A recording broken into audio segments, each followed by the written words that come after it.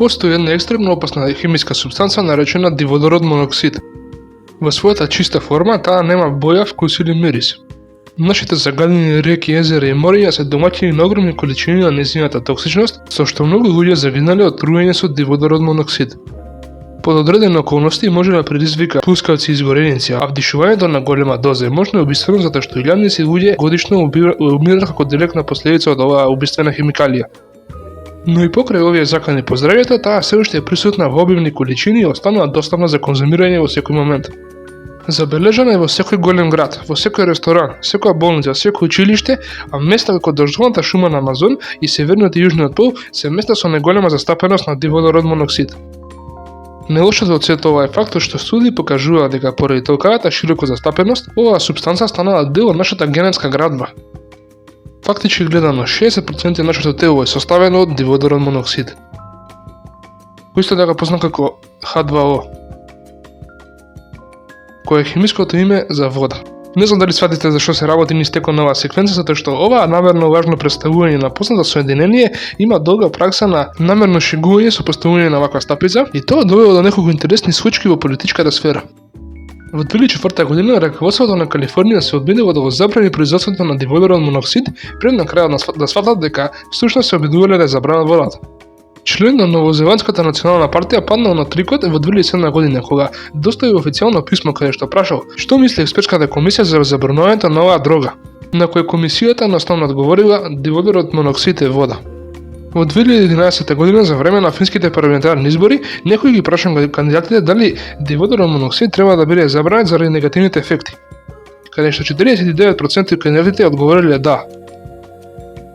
Сите овие примероци не се толку измама како што се тест за игнорантност на луѓето и проверка за тоа дали знаат да користат интернет. Во средината на Втората светска војна во 1942 година иранско дете пронашло мало мече без родители.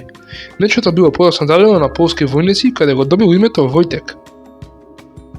Следните неколку години Војтек ги засакал и им помагал на своите другари во 27-та артилерија на полскиот баталјон кој поминувал низ Блискиот исток.